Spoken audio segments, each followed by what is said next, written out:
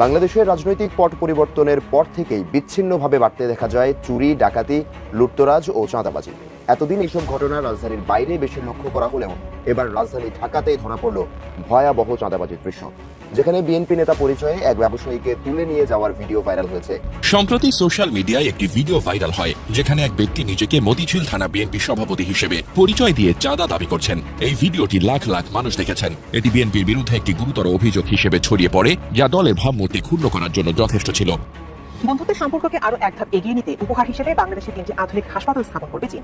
তিস্তা অঞ্চলে স্থাপন করা হবে সেই হাসপাতাল। এতে করে আধুনিক সুবিধা বঞ্চিত উত্তরাঞ্চলের স্বাস্থ্য খাতে দেখা দেবে নতুন সম্ভাবনা। এদিকে জুলাই অভ্যুত্থানে আহতদের উন্নত চিকিৎসার ব্যবস্থা করছে সরকার। আর শেখ হাসিনা যে কত বড় মৃত্যু সেটা আবারও প্রমাণ করেছেন তিনি নিজেই নিজের বক্তব্যে।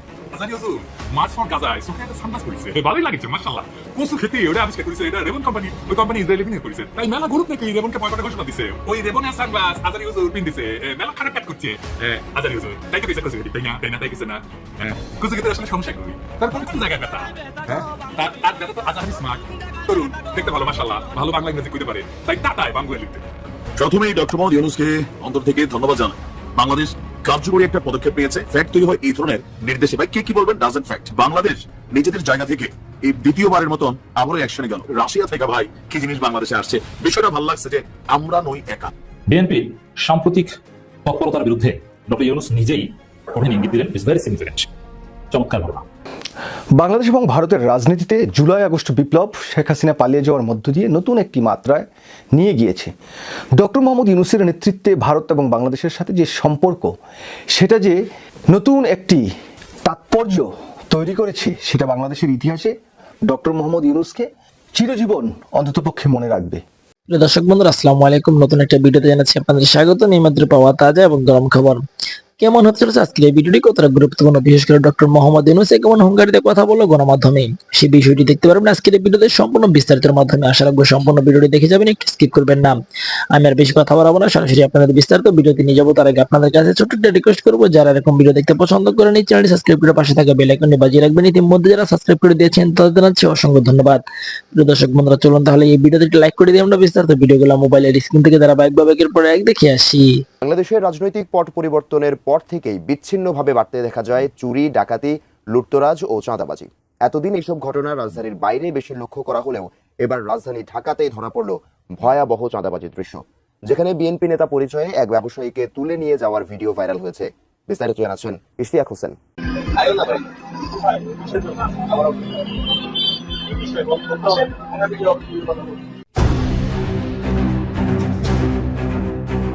রাজধানীর মতিঝিল এলাকায় বিএনপির নাম ভাঙিয়ে চাঁদাবাজির অভিযোগ উঠেছে এক ব্যক্তির বিরুদ্ধে। নিজেকে মতিঝিল থানা বিএনপির সভাপতি ও ভারপ্রাপ্ত ওয়ার্ড কমিশনার পরিচয় দিয়ে এক ব্যবসায়ীকে নিজের দোকান থেকে তুলে নিয়ে যাওয়ার একটি ভিডিও ইতোমধ্যেই সামাজিক যোগাযোগ মাধ্যমে ভাইরাল হয়েছে।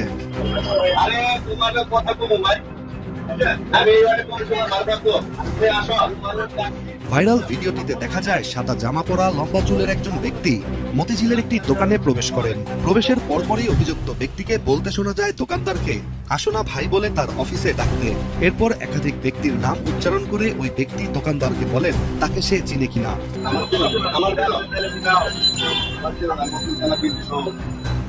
এমন অবস্থায় দোকানদার একাধিকবার অভিযুক্ত ব্যক্তিকে জিজ্ঞেস করেন কি বিষয়ে তাকে ডাকা হচ্ছে, কেন সে অফিসে যাবে।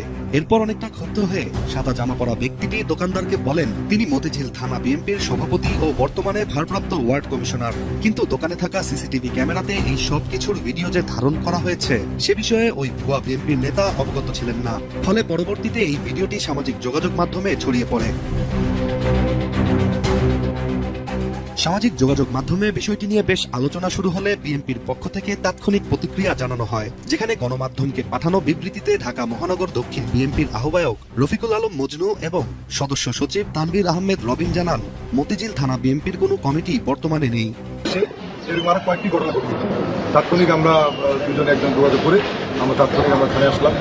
সাহেবকে বললাম যে এই নিউজটা আমরা দেখেছি, সে আমাদের দলের কোনো পদপদে কিছু নেই এবং আমাদের থানা বিএনপির আমাদের কোনো কমিটিও নেই, আমরা আমাদের কাজ করতে পারি, আমরা কোনো কমিটি করি নাই। রফিকুল আলম মজনু আরো জানান এই মুহূর্তে সাংগঠনিক টিম কাজ করছে নতুন কমিটি গঠনের জন্য। এই সময় কেউ যদি দলের নাম ব্যবহার করে অপরাধমূলক কাজ করে তা দলের ভাবমূর্তির জন্য ক্ষতিকর, যা বিএনপি দল হিসেবে মেনে নেবে না। অন্যদিকে তানভীর আহমেদ রবিন জানান, ভিডিওতে চাঁদাবাজির উদ্দেশ্যে আসা ভুয়া বিএনপি নেতার বিরুদ্ধে মতিঝিল থানায় মামলা দায়ের করা হয়েছে, আর এই মামলা বিএনপির পক্ষ থেকেই করা হয়েছে বলেও নিশ্চিত করেন তিনি। আর মামলা দায়েরের পর পুলিশ জানিয়েছে, ভিডিও ফুটেজ বিশ্লেষণ করে অভিযুক্ত ব্যক্তির পরিচয় নিশ্চিত করার কাজ চলছে, আর দ্রুতই তাকে আইনের আওতায় আনা হবে বলেও আশ্বাস দিয়েছে মতিঝিল থানা পুলিশ। রাজধানীতে ঘটা এই ঘটনা চোখে আঙুল দিয়ে দেখিয়ে দিল রাজনৈতিক পরিচয়ের অপব্যবহার আর তা ঘিরে চাঁদাবাজির অভিযোগ যে কোনো রাজনৈতিক দলের জন্য কতটা ভয়াবহ হতে পারে। আজারি হুজুর মার্চ ফর গাজায় চোখে একটা সানগ্লাস পরিছে, ভালোই লাগিচ্ছে মাশাআল্লাহ। কচু খেতে ওটা আবিষ্কার করেছে, এটা রেবন কোম্পানির, ওই কোম্পানি ইসরায়েলি বিনিয়োগ করেছে। তাই মেলা গ্রুপ নাকি রেবনকে বয়কটের ঘোষণা দিছে। ওই রেবনের সানগ্লাস আজারি হুজুর পিনদিছে, মেলা খারাপ কাজ করছে আজারি হুজুর। তাই তো বেঁচে কচু খেতে, তাই না তাই কিছু না। হ্যাঁ, কচু খেতে আসলে সমস্যা কই, তার কোন কোন জায়গায় ব্যথা? হ্যাঁ, তার ব্যথা তো আজাহারি স্মার্ট তরুণ, দেখতে ভালো মাশাআল্লাহ, ভালো বাংলা ইংরেজি কইতে পারে। তাই টাটায় বাঙ্গুয়ালিদের তারা দেশ ছাড়া করেছিল, এখন লাগিছে পিছে। কিছুদিন পরপরই পিছে লাগে। ওই তো দুদুয়া লাগিছিল পিছে, দিছে একটা শান্তিং থেমে গেছে। কিন্তু যে কথাটা কইছে সেটা কি যৌক্তিক কথা? কচু খেতে আমার আগ্রহের বিষয় না, কিন্তু এই ধরনের বিষয়গুলো কিভাবে ডিল করতে হবে সেটা আমাদের বুঝতে হবে। এটা মেলা বিতর্কের বিষয়, একটু খোলাসা করে না বললে আমাদের জন্য বোঝা খুবই মুশকিল। আর এইসব আলোচনা যারা তুলে তারা আসলে কার স্বার্থ রক্ষা করে আর তাদের এই কুটনামিটা কেন করে সেটা বোঝাটা জরুরি। আসেন আল্লাহর নামে শুরু করি। পণ্য বয়কট বা বিডিএস কি এবং কেন? আপনারা জানেন যে আমি বাংলাদেশে হাসিনা পতনের আগে একটা বেশ সফল বয়কট আন্দোলন আপনাদের সাথে নিয়ে শুরু করেছিলাম। তাই এই বয়কট আন্দোলন কিভাবে গড়ে তুলতে হয়, কেন গড়ে তুলি সেটা নিয়ে ব্যাপক পড়াশোনা করতে হয়েছিল। কোন কোন পণ্য বয়কট করবো সেটাও ঠিক করা হয়েছে, অঙ্ক কইসে কিন্তু আন্দারে কুন্দারে না। আসেন দেখি বয়কট কি, কেন, কিভাবে এটা কাজ করে। বয়কটের উদ্দেশ্য তিনটা।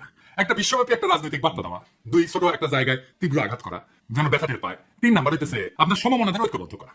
ইন্ডিয়ান পণ্য বয়কটে আমরা ইন্ডিয়ান সব পণ্য কিন্তু বয়কট করি না, খুবই সিলেক্টিভ পণ্য বয়কট করেছিলাম, মনে আছে না? প্রথমে করেছিলাম ফাস্ট মুভিং কনজিউমার গুডস, সাবান, শ্যাম্পু, ভোজ্য তেল, টুথপেস্ট, নারকেল তেল ইত্যাদি, যেগুলো ডিপার্টমেন্টাল স্টোরে রেখে থাকে, এমনকি মুদি দোকানও থাকে, ক্রেতা দেখে কিনতে পারে।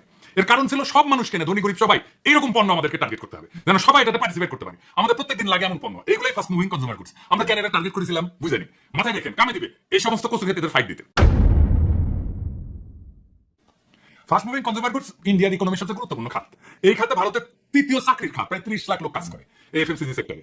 ভারতের জিডিপিতে এই খাতের কন্ট্রিবিউশন হচ্ছে 15 থেকে 16% ছিল যে সময় আমরা শুরু করেছিলাম। এই খাতের গ্রোথ 10 থেকে 12%। প্রথম অর্থনীতির খাত হচ্ছে সার্ভিস সেক্টর, এর গ্রোথ হচ্ছে 7 থেকে 8%, এটা ভারতের জিডিপির সময়। দ্বিতীয় অর্থনীতির খাত হচ্ছে ম্যানুফ্যাকচারিং, তার গ্রোথ 4 থেকে 5%, যা জিডিপি গ্রোথের চাইতে কম। তার মানে ইন্ডিয়ার টোটাল জিডিপি গ্রোথে এফএমসিজির ভূমিকা অত্যন্ত ক্রুশিয়াল, সবচেয়ে বেশি গ্রোথ দেয় সে। এই সেক্টরের গ্রোথ জিডিপি গ্রোথের চাইতে বেশি, শুধু বেশি না, 1.5 গুণ। তো এফএমসিজি বয়কটে আমাদের লাভ কি? একমাত্র এফএমসিজি বয়কটে ব্যাপক মানুষের সম্পৃক্ত করা যায়, এটা লাগে প্রত্যেকদিন কিনতে হয় নিয়মিত। 2 নাম্বার হচ্ছে পণ্য চিহ্নিত করা সহজ, কারণ সেটা সেলফে থাকে। 3 নাম্বার, কোনো বাংলাদেশি ব্যবসায়ী ক্ষতিগ্রস্ত হবে না, কারণ এই পণ্য যারা বেচে তারা বাকিতে এনে বেচে, বিক্রি না হলে ফেরত দেওয়ার শর্তে পণ্য তোলা হয় দোকানে। 4 নাম্বার, বয়কটের প্রভাব ব্যাপক এবং বহুমুখী হবে। ভারতের চাকরির বাজারে একটা নেতিবাচক প্রভাব রাখা যাবে, ভারতের অর্থনীতিকে ধাক্কা দেওয়া যাবে সামান্য হইলেও। 5 নাম্বার, এফএমসিজির বাজার বাংলাদেশি ব্যবসায়ীরা সহজে দখল নিতে পারবে, হয়েছিল কিন্তু দেখছিলেন না, আমাদের দেশি পণ্যের বেচা বিক্রি বেড়ে গেছিল, দেশের শিল্প কর্মসংস্থান উৎসাহিত হবে। 6 নাম্বার, বয়কটের ফল দৃশ্যমান করা যাবে, যেমন শেলফে অবিকৃত পণ্য, দোকান থেকে পণ্য ফেরত দেওয়া, পণ্য বেচার মরিয়া চেষ্টা, অফার, ডিসকাউন্ট, এগুলো দৃশ্যমান হবে, মানুষ তার বয়কটের প্রভাবকে কানেক্ট করতে পারবে। এই জন্য ইন্ডিয়ানরা আমাদের এসে বলতো ওই সময়, এটা বয়কট করো, ওইটা বয়কট করো, রেলের বডি বয়কট করো, ইন্ডিয়ান বাস বয়কট করো, ট্রাক বয়কট করো, ইলেকট্রিসিটি বয়কট করো, ইন্ডিয়ান ইলেকট্রিসিটি। মানে ভাবখানা এমন, আমরা সবাই সকাল সন্ধ্যা ইন্ডিয়ান বাস ট্রাক কিনি, বা ইন্ডিয়ান ট্রেল আমি আমার ডিপার্টমেন্টাল স্টোর থেকে কিনে আনিছি। যাই হোক, এই অমুকটা কেন বয়কট করলো না, অমুকটা কেন বয়কট করলো না, এগুলো যারা বলে এরা হইতেছে যারা ক্ষতিগ্রস্ত হচ্ছে তাদের লোক। আমরা দেখবো যে রেবন কোম্পানি আসলে বয়কটের লিস্টে আছে কিনা, এবং এই ইন্ডিয়ানরা যে অ্যাটিটিউড করেছে কুসু হইতে এক অ্যাটিটিউড করেছে, কারণ ওর হইছে। ওই তো ইসরায়েলি পত্রিকায় লেখে, তো নিজে লেখে, হারেজ বলে পত্রিকাতে লেখে, ওই হ্যাঁ ইসরায়েলের পত্রিকা, ওটা সমস্যা নাই।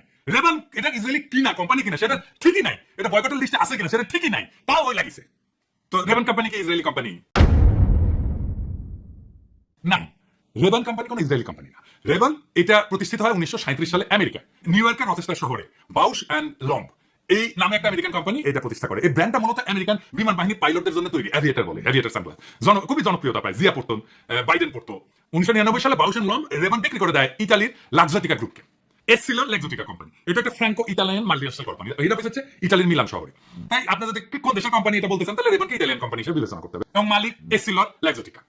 লেমন সানগ্লাস কই তৈরি হয়? মূলত ইতালি এবং চীনে তৈরি হয়। তার মানে রেবানের উৎপত্তি আমেরিকা হইলো, এখন এটা ফ্রেঞ্চ ইতালিয়ান কোম্পানি মালিকানা দেয়, এর সাথে ইসরায়েলের কোনো সম্পর্ক নেই। তাহলে কচু খেতে বিনিয়োগের কথা কেন আনলো? কারণ হচ্ছে নুয়ান্স হেয়ারিং বলে একটা কোম্পানি ছিল, ইসরায়েলি স্টার্টআপ কোম্পানি, মানে যেগুলো শুরু করে কিন্তু বড় হইতে পারে না, ছোট কোম্পানি হিসেবে শুরু করে, কিন্তু তাদের টেকনোলজি ভালো, প্রোডাক্টও ভালো, কিন্তু তারা এত ছোট কোম্পানি যে বড় স্কেলে যাইতে পারে না, এগুলো মানে স্টার্টআপ, পরে এটা বড় কোম্পানির কাছে বিক্রি করে দেয় আর কি, এভাবেই চলে আর কি।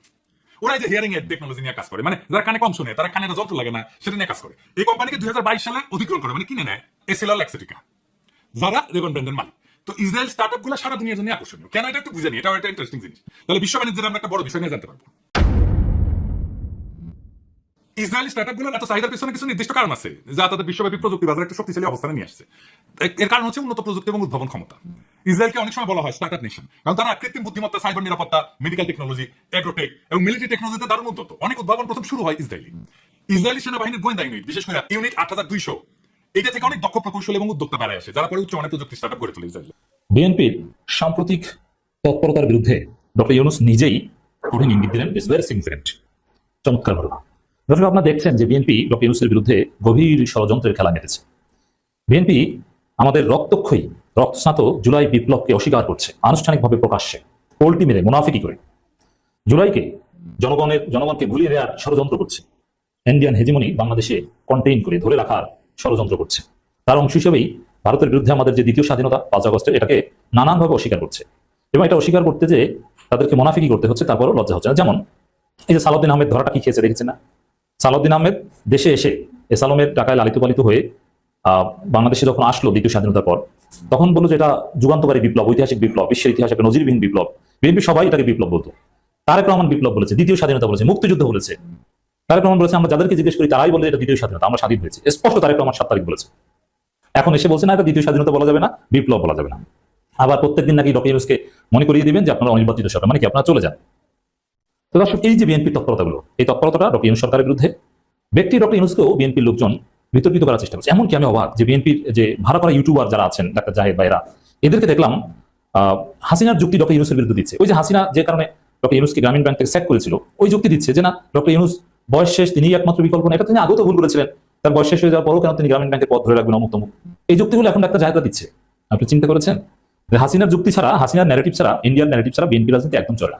বিএনপিকে যদি তার প্রতিপক্ষকে গালি দিতে হয়, তাও ওই আওয়ামী লীগের ন্যারেটিভ ধার করে গালি দিতে হয়, আলবটর বলতে হয়, রাজাকার বলতে হয়, যেটা আবিষ্কারক আওয়ামী লীগ। এরা গালিও আবিষ্কার করতে পারে, কিচ্ছু পারে না। তো দর্শক, এই যে তৎপরতা যেগুলো আমি বললাম, এর বিরুদ্ধে সরকারের লোকজন তো বিভিন্ন বক্তব্য দিচ্ছেই, এবং সরকারের পক্ষ থেকে আমরা বা জনগণ সবচেয়ে বড় কার্যকর কথা বলছে। জনগণ জোরালোভাবে বিএনপিকে হেয় প্রতিপন্ন করছে, বিএনপি গালাগালি করছে, বিএনপি এই বক্তব্য প্রত্যাখ্যান করছে। জনগণ বিপরীতে বলছে যে আমরা প্রফেসর ইউনূসকে 5 বছর চাই। এবার আসেন প্রফেসর ইউনূসের নিজের একটা বক্তব্য, দ্যাটস ভেরি সিগনিফিকেন্ট। দেশ গড়ার সুযোগ দিয়েছে 24শে গণঅভ্যুত্থান প্রধান উপদেষ্টা। এই লাইনটাই প্রফেসর ইউনূসের পক্ষ থেকে একটা জবাব। মানে বিএনপি কি বলছে যে এটা একটা গণঅভ্যুত্থান, মানে এমন ভাবে উপস্থাপন করেছে এটা কিছুই না, এটা দেশ গড়া, সংস্কার, অমুক্তম কিছু না, এটা জাস্ট ক্ষমতার পরিবর্তন। মানে আওয়ামী লীগের হাত থেকে বিএনপি ক্ষমতা দেয় 24শে, এর চাইতে বেশি কিছু ঘটেনি। তো দেশ গড়া, অমুক্তম, এই যে বিপ্লব বললেই তো এই যে সংস্কারের কথাটা আসে, যখন এটাকে বিপ্লব বলা হয়, বিপ্লব ছাড়া তো এইভাবে মেসিভ সংস্কার কথা আসতে পারে না। যে সামাজিক বিপ্লব বলতে যেটা বোঝায়, সে কথাটা স্বীকার করলে আপনাকে সংস্কার করতে হবে। এই জন্যই বিএনপি বিপ্লব বলতে রাজি নয়, মানে তারা সংস্কারে রাজি নয় বলে বিপ্লব বলতে রাজি নয়। যারা সংস্কারে রাজি তারা এটাকে বিপ্লব বলবে, যারা সংস্কারে রাজি না তারা বিপ্লব বলবে না। বিপ্লব মানে হচ্ছে ব্যাপক সংস্কার, পরিবর্তন করা, এক্সিস্টিং কাঠামো পাল্টে দেওয়া। এই কারণে বিএনপি এটাকে বিপ্লব বলতে চাচ্ছে না। কিন্তু প্রফেসর ইউনূস স্পষ্ট বলছেন দেশ গড়ার সুযোগ দিয়েছে 24শে গণঅভ্যুত্থান। এর মানে দেশ গড়া মানে কি? এটা 24শে প্রফেসর ইউনূস কিন্তু আগে বিপ্লব শব্দটা বলতেন, এখন বিপ্লব গণঅভ্যুত্থান দুইটা মিক্স করে বলেন। হ্যাঁ, বিপ্লবের মধ্যে গণঅভ্যুত্থান আপনার সবকিছুর ভর্তা আছে, আর গণঅভ্যুত্থানের মধ্যে বিপ্লবের উপাদান নেই। কিন্তু ডক্টর ইউনূসের কার্যক্রম সব বিপ্লবী। তিনি সংস্কার করতে যাচ্ছেন, তিনি চায়নার একটা মিডিয়াকে স্পষ্ট বলেছেন আমরা পূর্ণাঙ্গ সংস্কার করব। তো দর্শক, বাংলা নববর্ষ উপলক্ষে দেশবাসীকে শুভেচ্ছা জানিয়ে প্রধান উপদেষ্টা প্রফেসর ডক্টর মোহাম্মদ ইউনূস বলেছেন 24শে গণঅভ্যুত্থান আমাদের সামনে বৈষম্যহীন বাংলাদেশ গড়ে তোলার সুযোগ এনে দিয়েছে। এই অভ্যুত্থান বৈষম্যহীন, সুখী, সমৃদ্ধ, শান্তিময় ও আনন্দপূর্ণ বাংলাদেশ গড়ে তুলতে আমাদের প্রেরণা দেয়।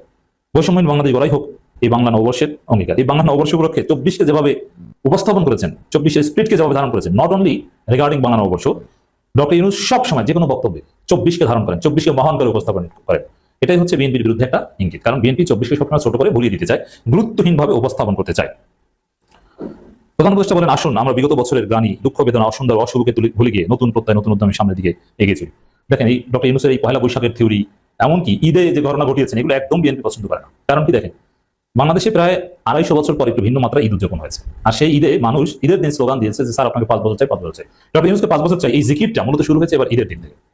অতএব একটা সেই স্বাধীন সুলতানি আমলের কালচার রিভাইভ করে ঈদকে রাষ্ট্রীয় মর্যাদায় একটা উৎসব হিসেবে যে পালিত হয়েছে, ঈদ উৎসব, ঈদ রেলি এবং নাট্যমঞ্চ থেকে শুরু করে শিল্পকলা একাডেমি বিভিন্ন জায়গায় চাঁদ রাতের অনুষ্ঠান, এই বিষয়গুলো ফলে ডক্টর ইউনূস যেভাবে মহান হয়েছেন, প্রশংসিত হয়েছেন, এটা বিএনপি একদম সহ্য করতে পারেন। ঠিক তদ্রুপ পয়লা বৈশাখের সেই পুরনো ভারতীয় রীতিনীতি পরিবর্তন করে বাংলাদেশী সংস্কৃতিকে যেভাবে রিভাইভ করেছেন প্রফেসর ইউনূসের যে সিম্পলিসিটি, এই জিনিসগুলো ডেফিনেটলি বিএনপিকে ব্যথিত করে, কারণ এর মধ্য দিয়ে প্রফেসর ইউনূস গ্লোরিফাইড হচ্ছেন, আর বিএনপি মনে করছে প্রফেসর ইউনূস গ্লোরিফাইড হচ্ছে হলেই আমরা বাস খাচ্ছি। তো প্রফেসর ইউনূস এভাবেই বিএনপিকে নানান ইঙ্গিত দিচ্ছেন। তিনি বলেন, বাঙালির চিরায়ত ঐতিহ্য পহেলা বৈশাখ বিশেষ স্থান দখল করে আছে। পহেলা বৈশাখ বাঙালির সম্প্রীতির দিন, মহামিলনের দিন। ডক্টর মোহাম্মদ ইউনূস বলেন, আবহমান কাল ধরে নববর্ষের এই উৎসবে ধর্ম নির্বিশেষে সমগ্র বাঙালি জাতি জেগে ওঠে নবপ্রাণে স্পন্দনে নবঙ্গিকারে। যাই হোক দর্শক, এবং সেই সম্রাট আকবরের কথা স্মরণ করেছেন। প্রকৃতপক্ষে পহেলা বৈশাখ যা, সেটাই প্রফেসর ইউনূস তুলে ধরেছেন। এখানে পলিটিক্যাল ইন্টেনশনে কোনো বিকৃতির ঘটনা প্রফেসর ইউনূস ঘটাতে দেন। এখন বিএনপির চরিত্র কিন্তু এটা যে তাদের রাজনৈতিক স্বার্থে যে কোনো কিছুকে ব্যবহার করবে, কিন্তু সেই সুযোগ কিন্তু থাকছে না।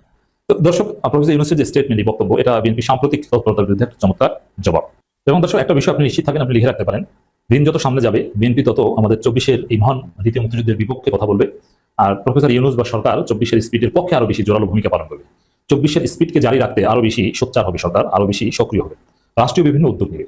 মুক্তিযুদ্ধ মন্ত্রণালয়ের অধীনে জুলাই অধিদপ্তর প্রতিষ্ঠিত হয়েছে, এবং এই দ্বিতীয় মুক্তিযুদ্ধের যে যোদ্ধা তারা স্বীকৃতি পাচ্ছে, বিভিন্ন ক্যাটাগরিতে মুক্তিযোদ্ধা স্বীকৃতি পাচ্ছে, জুলাই যোদ্ধা স্বীকৃতি পাচ্ছে, তারা ভাতা পাচ্ছে, আরো পাবে, মোটা অঙ্কের টাকা পাবে, জুলাই শহীদ পরিবার পাবে। ইউরোপিয়ান ইউনিয়নও, আপনার জানেন না জানলে আপনাদের অবগতির জন্য জানাচ্ছি, আমাদের এই জুলাই যোদ্ধাদের পুনর্বাসনের জন্য ইউরোপিয়ান ইউনিয়নও মোটা অঙ্কের টাকা বাংলাদেশকে দিয়েছে। রাজনীতি আর নতুন বিবাহ দুটার মধ্যে খুব সুন্দর একটা মিল আছে। নতুন বউ আমাদের কুমিল্লার বাসাকে গুমডান নিছে 3 দিন, আর এরপরে সর্বোচ্চ এটা 15 দিন 1 মাস, যে নতুন বউয়ের দোষ ত্রুটি নিয়ে আলোচনায় বসতে, শাশুড়ি ফোকাস করতে। কেন 3 দিন হয়েছে ঘুমটার মধ্যে থাকে, মানুষ আসে দেখে, সুন্দরে কালো খারাপের আলোচনা শুরু হয়, কিন্তু প্রকাশ্যে বলে না। তো 2-4 মাস গেলে এই ঘরের তাই আর এই ঘরের তাই ঝগড়া লাগলে বোঝা যায় কার ফুতের মতো দূর খারাপ, এইটাও কিন্তু আলোচনা উঠে আসে। দেখ সত্যি রাজনীতির মধ্যে জিনিসটা কেমন, নতুন কোনো সরকার বা অন্তর্বর্তী সরকার ইন্টারিম গভর্নমেন্ট ডেটে আসুক, 2-4 মাস অন্যান্য রাজনৈতিক দলগুলো চুপচাপ থাকে, বা যত দিন যায় আস্তে আস্তে আস্তে আস্তে চাপ প্রয়োগ হয়। তো এই মুহূর্তে ডক্টর মোহাম্মদ ইউনূসের দুর্দিন আমার কাছে মনে হচ্ছে কিছুটা শুরু হতে চাচ্ছে। এটা কেন বললাম, জাকির খান, হ্যাঁ, গেট আপটা দেখছেন এটা, কালকে যে মুক্তি পাইছে ছাত্র দলের নারায়ণগঞ্জের লিডার, আমি ওনারে এর আগে নিউজটা দেখছি, বাট এই লেভেলে জনপ্রিয় জানতাম না ভাই, কালকে যা দেখছি। এই তোরা রাজুতে বাদ দেন, মানে জাকির বের হয়েছে পুরো ঢাকা শহরের বা নারায়ণগঞ্জ শহরের মধ্যে যে মহড়া, এই লেভেলের একজন লিডারের জন্য, তাহলে আপনি বুঝতে পারছেন যে বিএনপি আসলে মাঠে নামে পরিস্থিতি কোন দিকে যাবে। একটা ট্রেইলার আমার কাছে কালকে জাকিরের মুক্তির পর একটা লোকাল নেতা, লোকাল কর্মীরা যেভাবে ঢাকা এন্ট্রি দিছে, যা দেখাইছে, সেখান থেকে বোঝেন তারেক রহমান ডাক দেয়। আসলে মাঠের পরিস্থিতি বিএনপির এই যে জং ধরা সেরকম একটা টানা টোনা দিয়া, এরকম ব্যায়াম ট্যায়াম কইরা মাঠে বেটা এরকম যদি নামা শুরু হয়, সার্জিস হাসনাত নিয়ে এখন মুখে মুখে বলতেছে অনেকে, পরিস্থিতি কোন দিকে যাবে। সরকারের উপর চাপ তৈরি হবে, এবং কি সরকার একটা সময় ডিসেম্বরের মধ্যে নির্বাচন মনে দিয়েই দিবে, কারণ কি ডিসেম্বরের মধ্যে নির্বাচন দিতেই হবে, সিচুয়েশনটা তৈরি হয়ে গেছে। কে বলছে বাপ দায়কে আদায় করে নিব, কে বলছে আদায় করে নিব, আর নানান ভাষা। এবার তারেক রহমান যখন মুখ খুলেছেন, এরপরে বিএনপিকে এই মুহূর্তে মির্জা ফখরুল ইসলামের পর রিজভী সাহেবের জায়গাটা আমার মনে হয় অনেক মোটামুটি তিনি হাইলাইটে চলে আসছেন। তিনি হচ্ছেন সালাউদ্দিন আহমেদ, দীর্ঘ সময় বাংলাদেশের বাইরে ছিলেন, আপনারা জানেন যে ভারতে তিনি কেমন পৌঁছে গেলেন। যাই হোক, তিনি আপনার প্রধান উপদেষ্টার যে বক্তব্যটা, যে জুন থেকে ডিসেম্বরের মধ্যে যে আসা যাওয়ার ইস্যুটা, এটা নিয়ে তিনি বলতেন যে প্রধান উপদেষ্টা মানে ডক্টর মোহাম্মদ ইউনূস জুন ডিসেম্বরের মধ্যে আসা যাওয়া করছেন, এক জায়গায় স্থির থাকতে পারছেন না কেন, এরকম শিফটিং জাতি এবং আন্তর্জাতিক পর্যায়ে ভালোভাবে নেওয়া হবে না। এটা একটা প্রেক্ষাপট আছে যে গেল 2 দিন আগে মনে হয় আমাদের প্রধান উপদেষ্টার প্রেস উইং থেকে একটা বক্তব্য দেওয়া হচ্ছে ডিসেম্বরের মধ্যে নির্বাচন হবে। আমি তো নিউজটা দিয়েছিলাম, আমিও দেখি 1 ঘন্টা পরে টাইটেল চেঞ্জ, ডিসেম্বর থেকে জুনের মধ্যে হবে। দ্বিতীয় প্রেস বিজ্ঞপ্তিটা এভাবে আসলো কেন, বললো যে প্রথম বিজ্ঞপ্তিটাকে সংশোধন করা হয়েছে। তো যাই হোক, সালাউদ্দিন আহমেদ ভাই তিনি অনেক মজা করে কথা বলেন, আমার মনে হয়েছে যে খুব সুন্দরভাবে গুতা দিচ্ছে কারে, স্বরাষ্ট্র উপদেষ্টারে, যে মানুষ তাদের 5 বছরের জন্য চায়, এটা তিনি শুনছেন মানুষ নাকি তাকে বলছে, কিন্তু স্বরাষ্ট্র উপদেষ্টার পদত্যাগ নিয়ে যে দেশে তালি বাজলো, এটাকে তিনি শোনেন নাই। এই কথাটা সুন্দর হিট হয়েছে, আমার কাছে মনে হয়েছে ওইটা তিনি শুনলেন, কিন্তু পদত্যাগ নিয়ে তো অনেক কিছু আছে ইস্যুতে, আসলে শোনে না। তবে বুঝে যেটা আমার পক্ষে আসে আমরা এটা শুনি, অন্যগুলো আমরা স্কিপ করি। ওনার বক্তব্য আমরা দেখতে পাচ্ছি সামাজিক যোগাযোগ মাধ্যমে এখন রাষ্ট্র পরিচালনার প্যারালাল হয়ে গেছে, মানে ফেসবুকে রাষ্ট্র চলে, এটা কথা সত্য। বিএনপির নেতা বলছেন যে আন্দোলনের মধ্য দিয়ে সরকার পরিবর্তন হয়েছে, তবে একটা নির্বাচিত সরকারের রিপ্লেসমেন্টও আপনারা হতে পারেন না। বসছেন ঠিক আছে, ইন্টারিম গভর্নমেন্ট ঠিক আছে, কিন্তু বৈশাখ এখানে কোন একটা দলকে সুবিধা দেওয়া, এরকম যে বিষয়গুলো আসছে, এনসিপির আত্মপ্রকাশ, সরকারের সাথে সখ্যতা লেয়া, সুযোগ সুবিধা নেওয়া, রাতারাতি কোটি কোটি টাকার মালিক হয়ে যাওয়া, এই বিষয়গুলো কিন্তু সমালোচনার জায়গাটা তৈরি করে নিয়ে আসছে। তো এখানে তিনি খুবই শক্ত ভাষায় ডক্টর মোহাম্মদ ইউনূসকে যেটা বুঝাতে চাচ্ছেন, বিএনপি তারেক রহমান সহ আগামী ডিসেম্বরের মধ্যে নির্বাচন শেষ হয়ে যেতে হবে, আর নয়তো কঠিন ভাবে মাঠে নামার কিন্তু প্রস্তুতি বিএনপির। আর নামলে কি হবে, জাকিরের মুক্তির পর বেশ কয়েকটা মানে একটা হত্যা মামলার আসামি কিন্তু নেই, আর অনেকগুলো মামলার আসামি, এই লেভেলের একজন দাগি আসামি ভাইয়ের জন্য, লিডারের জন্য পাবলিকের যে ক্রেজি, তাহলে ছাত্র জনতা এমনকি সব মূর্খ নাকি, এরকম তো না নিশ্চয়ই, তারাও ছাত্র জনতার মধ্যে আছে অনেকেই, মানে বাতাসটা বুঝতে পারছেন তো না। ভারতের পররাষ্ট্রমন্ত্রী জনাব জয়শঙ্করের কয়েকটা মন্তব্য আমাদের সামনে আসলো 3-4 দিন আগে। আমরা অনেকে হয়তো খেয়াল করেছি, মানে আমি তো অন্তত খুব মন দিয়ে খেয়াল করি, আমি ধারণা করি আপনারা অনেকেই করেন। বাংলাদেশের কোনো গুরুত্বপূর্ণ মানুষ যখন কোনো মন্তব্য করে, সেটা যেমন ভারতের মিডিয়া ফলো করে, সেটা নিয়ে নানা রকম বিশ্লেষণ করে, মন্তব্য করে, তুচ্ছ-তাচ্ছিল্য করে, বিদ্রূপ করে, হুমকি দেয়, নানান কিছু তারা করে, তারা খুব সিরিয়াসলি এটা নেয়। ঠিক একইভাবে আমরাও ভারতের গুরুত্বপূর্ণ লোকজন কী বলছে সেটা খেয়াল করার চেষ্টা করি। আমরা চাই বা না চাই ভারত বাংলাদেশের সম্পর্ক এই দেশের রাজনীতির একটা ফ্যাক্টর হয়ে থাকবে অনাগত দিনেও, এটা যত দূর যাক আসবেই, আসলে উপায় নেই। ফলে জয়শঙ্করের মন্তব্যে খুবই হাস্যকর কিছু কথা বলেছেন, কিন্তু আরেকটা ইস্যু আছে যেটা নিয়ে আসলে দীর্ঘদিন থেকে আলাপ হচ্ছে। ভারতের বিভিন্ন পর্যায় থেকে বাংলাদেশের নির্বাচন নিয়ে কথা হচ্ছে। তারা বেশ দ্রুত একটা নির্বাচন চায়, তাদের কথাবার্তা, মন্তব্য, তাদের ইঙ্গিত সব কিছুতে মনে হয়, এবং সফটলি হলেও এক ধরনের চাপ আছে, আমরা এটাও বলতে পারি। প্রশ্ন হচ্ছে ভারত কেন বাংলাদেশে দ্রুত একটা নির্বাচন চায়, সেটা একটু বুঝতে চাইবো, এবং এই প্রসঙ্গে এই প্রেক্ষাপটে আমাদের চিন্তা কী হওয়া উচিত। ফানি ব্যাপারটা একটু বলি, সেটা হচ্ছে এখানে তিনি প্রোগ্রামে বাংলাদেশের উত্তেজক মন্তব্য করা হয়, এতে ভারত উদ্বিগ্ন, ভারতে মৌলবাদী প্রবণতাও নাকি উদ্বেগের বিষয়, সংখ্যালঘুদের প্রতি আক্রমণ ও চিন্তার বিষয়। এসব উদ্বেগ প্রকাশের ক্ষেত্রে ভারত খুবই খোলামেলা, যে কারণে খোলামেলা সেটাই হাস্যকর ব্যাপার। এটা ইটসেলফ একটা হাস্যকর ব্যাপার। ভারতের পররাষ্ট্রমন্ত্রী মৌলবাদের উত্থানের কথা বলছেন, যার নিজের দেশ একটা আপাদমস্তক মৌলবাদী দেশ। বাংলাদেশ মানে পৃথিবীতে এই মুহূর্তে আর এই রকম মৌলবাদী কোনো অ্যাপারেন্টলি গণতান্ত্রিক দেশ আসলে এক্সিস্ট করে না, হিন্দুত্ববাদী দেশ। এবং তার দেশের সংখ্যালঘুদের কি ঘটছে তাদের কপালে, সর্বশেষ যে ওয়াকফ আইন হলো সেটাতেও আমরা দেখেছি সিস্টেম্যাটিকলি মুসলিমদেরকে জেনোসাইডের দিকে নিয়ে যাওয়া হচ্ছে। তিনি এটা বলছেন। আচ্ছা, এটা কেন এটা হচ্ছে? তিনি বলছেন বাংলাদেশের মঙ্গল ভারতের চেয়ে বেশি কেউ চায় না, এটা আমাদের ডিএনএর অঙ্গ। একজন হিতাকাঙ্ক্ষী ও বন্ধু হিসাবে আমরা চাই দেশটা ঠিক কাজ করুক, ঠিক দিকে এগিয়ে যাক। আমার মনে হয় বাংলাদেশের জায়গায় শেখ হাসিনা পড়তে হবে। ভারত শেখ হাসিনা এবং তার পরিবার, শেখ পরিবারের মঙ্গল তার চেয়ে আর বেশি কেউ চায় না, এবং তাদের ডিএনএতে আসলে ওটা আছে। That was funny. কিন্তু যেটা বলছিলাম নির্বাচন নিয়ে কথা, আশা করি নির্বাচন শিগগিরই অনুষ্ঠিত হবে। দেশ হিসেবে বাংলাদেশের গণতান্ত্রিক ঐতিহ্য আছে, আর গণতন্ত্রের নির্বাচন জরুরি। নির্বাচনী অধিকার অর্পণ করে আশা করি বাংলাদেশও সেই পথে এগোবে। প্রথম আলোর এই রিপোর্টের শেষে মোদির টুইট বার্তায় যেটা ছিল এখানে উল্লেখ করা আছে, শান্তিপূর্ণ, স্থিতিশীল, অন্তর্ভুক্তিমূলক গণতান্ত্রিক বাংলাদেশে ভারতের সমর্থন করবেন মোদি বলেছেন। এমনকি ওই বৈঠকের পর ভারতের পররাষ্ট্র মন্ত্রণালয়ের যে ব্রিফিং ছিল, পররাষ্ট্র সচিব যে ব্রিফিং করেছেন, সেখানেও বাংলাদেশের নির্বাচনের কথা হয়েছে, সেই আলাপ এসছে, এবং তার টুইটে অন্তর্ভুক্তিমূলক। আমরা তখনও কথা বলেছি, আজও আবার বলবো। এবং আমরা খেয়াল করব মানে অন্তত দুবার ভারতের সেনাপ্রধান গণতান্ত্রিক বা নির্বাচিত সরকারের সাথেই ভারতের সম্পর্ক স্বাভাবিকীকরণ হবে এই ধরনের একটা আলাপ ভারতের সেনাপ্রধান করেছেন। মানে ভেরি আনইউজুয়াল, ভারতের সেনাপ্রধান এই ধরনের রাজনৈতিক ধরনের বক্তব্য বা মন্তব্য করতে সাধারণত দেখা যায় না। ফলে ভারত এই আলাপটা করছে। এখন কি উদ্দেশ্য থাকতে পারে, কোনো যুক্তি কি আদৌ আছে কি না, নাকি তাদের যে ভেতরকার চিন্তা, যে তাদের প্রিভিয়াস যে হেজিমনি সেটাকে এনশিওর করার জন্য তারা নির্বাচন চায়? প্রথমে একটা কথা একটু বলা ভালো, আমি একবার বেশ কিছুদিন আগে ভারতের একটা চ্যানেলে একজন মিলিটারি স্পেশালিস্ট, উনি মিলিটারিতে ছিলেন, তিনি বর্তমান সরকারের সাথে ডিলিং নিয়ে একটা প্রবলেমের কথা বলছিলেন। প্রবলেমটা হচ্ছে এই রকম যে এই সরকারের অনেকগুলো পাওয়ার সেন্টার আছে তার ভাষ্য মতে, সরকার আছে, স্টুডেন্টরা আছে তার ভাষ্য আবারও বলছি, এবং সেনাবাহিনীও খুব আলাদা কিছু সেভাবে না হলেও ঠিক টিপিক্যাল সময় একটা সেনাবাহিনী যেভাবে থাকে, আমাদের সেনাবাহিনী এখন সেইভাবে নেই, এটাও সত্য কথা। সেনাবাহিনীও টু সাম এক্সটেন্ট বেশ কিছু পাওয়ার হোল্ড করে এবং স্বতন্ত্রভাবে সেটা করে, যেটা সরকারের সাথে সবসময় অ্যালাইন্ড নাও হতে পারে। সো অন্তত 3টা পাওয়ার সেন্টার বাংলাদেশে এই মুহূর্তে আছে, যেটা এই সরকারের সাথে ডিল করতে সমস্যার কারণ বলে ভারত বলছে। আমার কাছে খুব অযৌক্তিক এই জিনিসটা মনে হয় না। মানে ভারতের একটা পয়েন্টকে যৌক্তিক বলা ডাজন্ট নেসেসারিলি মিন যে আমি ভারতের এজেন্ডা নিয়ে মাঠে নেমেছি। অনেকে বলছেন, যাই হোক, আমার ট্র্যাক রেকর্ড যারা প্রিভিয়াসলি দেখেন জানেন, তারা খুব ভালো মতোই জানেন। যাই হোক, ভারতের এই কথাগুলো কিছুটা হলেও সত্যতা আছে, কারণ প্রায় বলে যে এই দেশে তো আমরা বসবাস করি, আমরা থাকি, তাই আমরা আসলে জানি।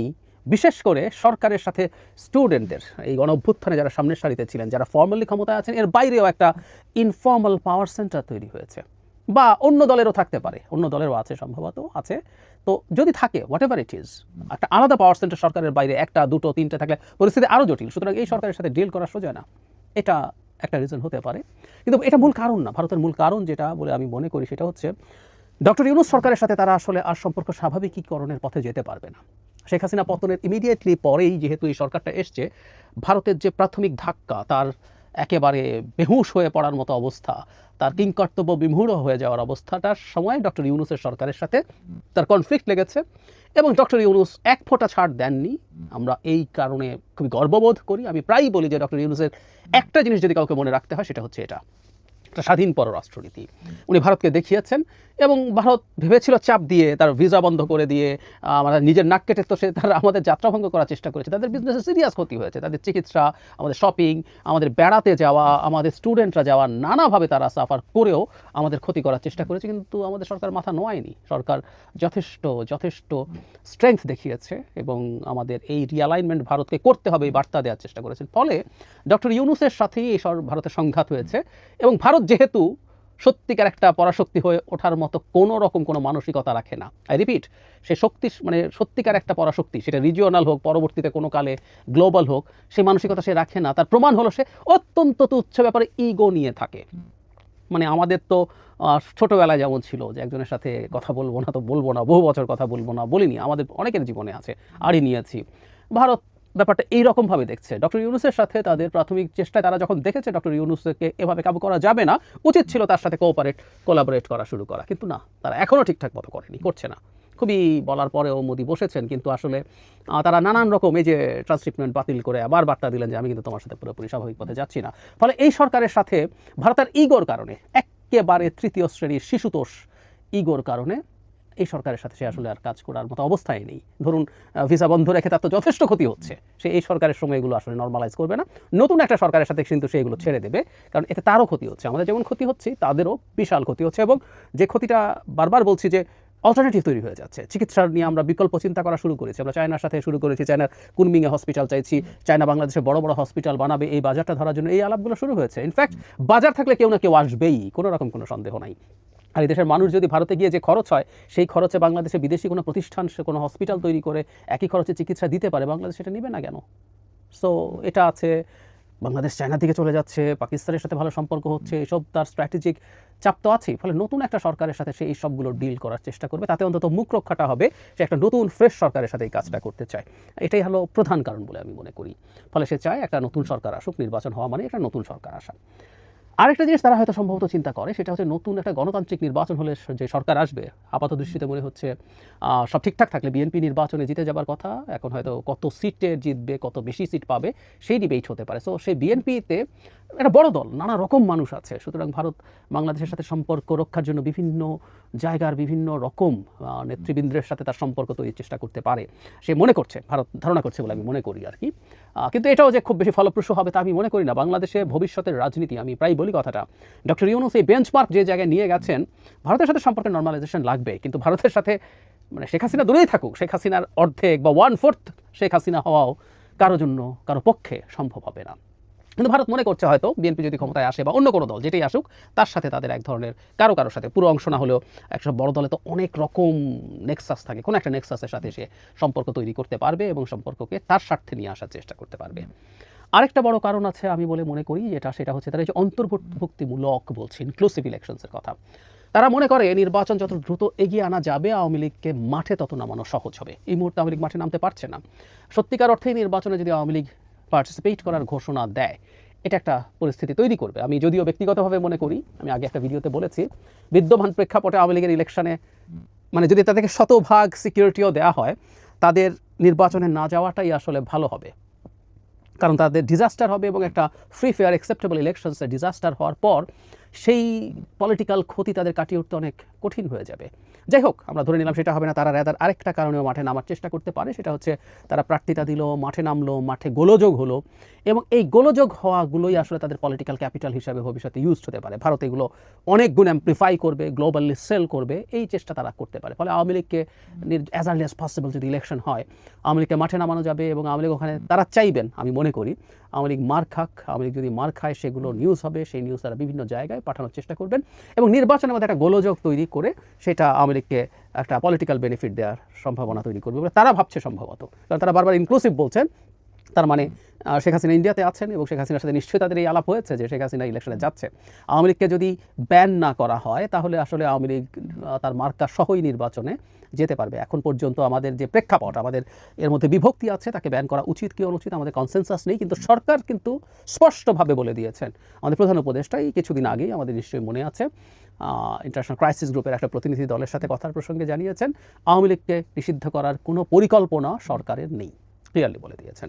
তো এখন পর্যন্ত আওয়ামী লীগ নিষিদ্ধ হচ্ছে এটা মনে হচ্ছে না, সো তারা নির্বাচনে আসতে পারে এবং ভারত মনে করছে নির্বাচন যত দ্রুত এগিয়ে আসবে সেটা ভালো হবে। প্লাস নির্বাচনের পর যে সরকার ক্ষমতায় আসবে তার অধীনে আওয়ামী লীগ বেটার তার পলিটিক্যাল গ্রাউন্ড পেতে পারবে। ভারত হিসাব বা চিন্তা এগুলো করছে। তার চিন্তা সফল হবে কিনা যে ডিফারেন্ট ডিসকাশন, কিন্তু যে সরকারের সাথে তার সম্পর্ক যথেষ্ট খারাপ হয়ে গেছে সেই সরকারের সাথে আসলে আর তার ওই যে বললাম তার শিশুতোষ ইগো নিয়ে কাজ করতে পারবে না, তাই সে নির্বাচন চায়। এখন ভারতের এই নির্বাচন চাওয়ার সাথে আর কেউ যদি নির্বাচন চায়, সেও ভারতের হয়ে গেছে, ভারতের হয়ে দালালি করছে, কেন মানে তার কাছে বিক্রি হয়ে গেছে, এই ধরনের ন্যারেটিভ মাঠে আনার চেষ্টা হচ্ছে। এটা নিয়ে আরেকদিন কথা বলবো, তবে একটা প্রশ্ন করে শেষ করি। ভারত নির্বাচন চাইছে বলে নির্বাচন চাওয়া যাবে না, এই আলাপ কেউ করছেন যে ভারত যা বলছে তার উল্টোটা করতে হবে, সেটাই আমাদের জন্য কল্যাণকর। আমরা ধরে নিলাম ডক্টর ইউনূস 5 বছর ক্ষমতায় থাকলেন এবং বা যতদিন সক্ষম আছেন ক্ষমতায় থাকলেন, নির্বাচন হলো না, ততদিন ভারতে নির্বাচন করতেই থাকলো। তো ডক্টর ইউনূস যেদিন আর দায়িত্বে থাকবেন না সেদিনও ভারত নির্বাচন করবে, তখন কি নির্বাচন হবে না? নাকি তখন ডক্টর ইউনূসের পর আরও কেউ একজনকে আনা হবে যিনি ডক্টর ইউনূসের মতো এইরকম একটা সরকার লিড করতে থাকবেন এবং ভারতও নির্বাচন চাইতে থাকবে এবং বাংলাদেশেও কি তাহলে আর নির্বাচন হবে না? কেউ যদি নির্বাচনের আলাপই তোলে তাহলে তো খুব খারাপ কথা হয়ে গেল, তাই তো কথাটা এরকমই দাঁড়ালো। বা আমাদের সরকার, এই সরকারও তো বলছে নির্বাচন ডিসেম্বর বা পরের বছর জুনের মধ্যে হবে, সো ভারতও দ্রুত নির্বাচন চাই, ডিসেম্বরের মধ্যে একটা অপশনও রাখছে। তাহলে কি এই সরকারও ভারতের কথা শুনছে, ভারতের দালালে পরিণত হয়েছে? ডক্টর ইউনূস তো মোদির সাথে বসার জন্য রিপিটেডলি রিকোয়েস্ট। প্রিয় দেশবাসী, শুরু থেকে শেষ পর্যন্ত যারা এই ভিডিওটি দেখেছেন সকলকে জানাই অসংখ্য ধন্যবাদ। যারা এরকম নিউজ ভিডিও পেতে পছন্দ করেন তারা অবশ্যই এই চ্যানেলটি সাবস্ক্রাইব করে পাশে থাকা বেল আইকনটি বাজিয়ে দিবেন। যারা এখন এই ভিডিওটি শেয়ার করেননি, এই ভিডিওটি দ্রুত শেয়ার করে সকলকে দেখার সুযোগ করে দিন। আজকের মতন এই পর্যন্ত, দেখা হচ্ছে পরবর্তী কোনো ভিডিও নিয়ে ইনশাল্লাহ।